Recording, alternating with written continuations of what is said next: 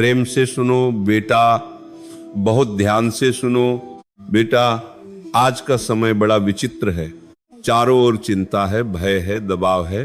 खासकर उन घरों में जहां 10वीं और 12वीं के बच्चे हैं, वहां माता पिता की आंखों में चिंता है और बच्चों के मन में डर। रात को नींद नहीं आती, सुबह उठते ही मन भारी रहता है। किताब सामने रखी है पर अक्षर दिखाई नहीं देते। दिमाग बार बार यही सोचता है, अगर फेल हो गए तो क्या होगा, अगर नंबर कम आ गए तो लोग क्या कहेंगे, माता पिता की उम्मीदें कैसे पूरी होंगी। बेटा, यह डर स्वाभाविक है, लेकिन याद रखना, डर से कभी सफलता नहीं मिली। जहां डर है वहां बुद्धि काम करना बंद कर देती है, और जहां श्रद्धा है वहां भगवान स्वयं मार्ग दिखाते हैं। परीक्षा और भगवान का संबंध। बेटा, परीक्षा केवल कागज कलम की नहीं होती, परीक्षा मन की भी होती है, धैर्य की, आत्मविश्वास की, विश्वास की। और जब मनुष्य की शक्ति कम पड़ जाती है तब ईश्वर की शक्ति कार्य करती है। इसीलिए हमारे शास्त्रों में कहा गया है, उद्योगिनम पुरुष सिंहमुपैति लक्ष्मीहा, अर्थात जो प्रयास करता है लक्ष्मी स्वयं उसके पास आती है। लेकिन बेटा, प्रयास के साथ साथ ईश्वर की कृपा भी अत्यंत आवश्यक है। भगवान शिव बच्चों के सबसे बड़े सहायक। बेटा, भगवान शिव को भोलेनाथ कहा जाता है। वो न ज्यादा नियम देखते हैं न ज्यादा दिखावा, बस सच्चा मन चाहिए।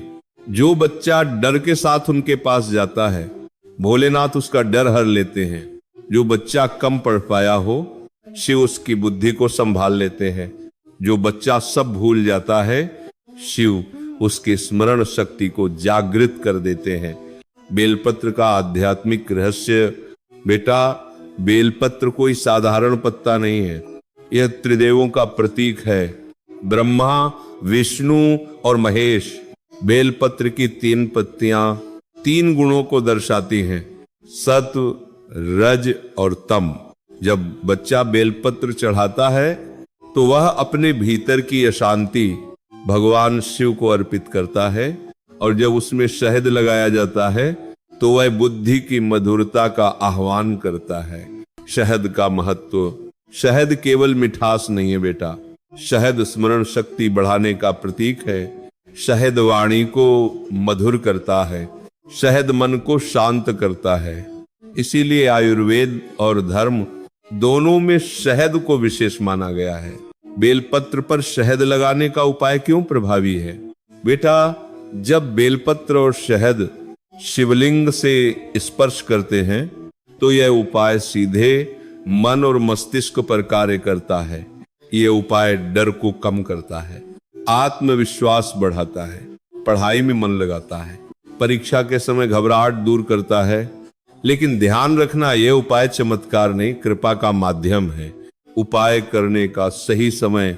यह उपाय सुबह के समय करना चाहिए, स्नान करके, शुद्ध वस्त्र पहनकर, मन में किसी के प्रति द्वेष न रखते हुए।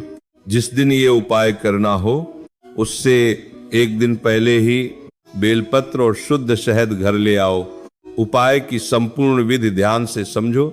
सुबह उठो, स्नान करो, मन में यह भाव रखो कि मैं प्रयास करूंगा, लेकिन सफलता भगवान के हाथ में है।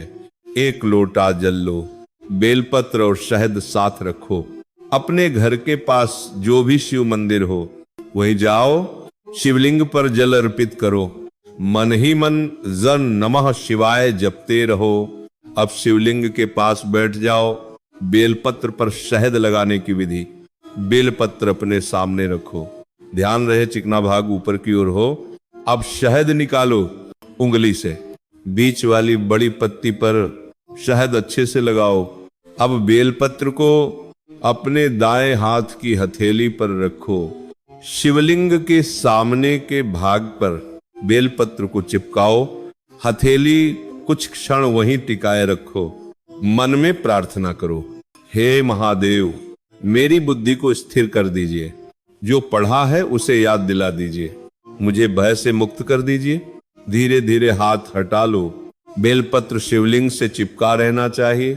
प्रार्थना का भाव, इसके बाद हाथ जोड़कर शिवजी से कहो, हे भोलेनाथ, मैं 10वीं या 12वीं की परीक्षा देने जा रहा हूं। मैंने जो भी पढ़ा है उसे लिखने की शक्ति मुझे दीजिए, मुझे पास होने का आशीर्वाद दीजिए।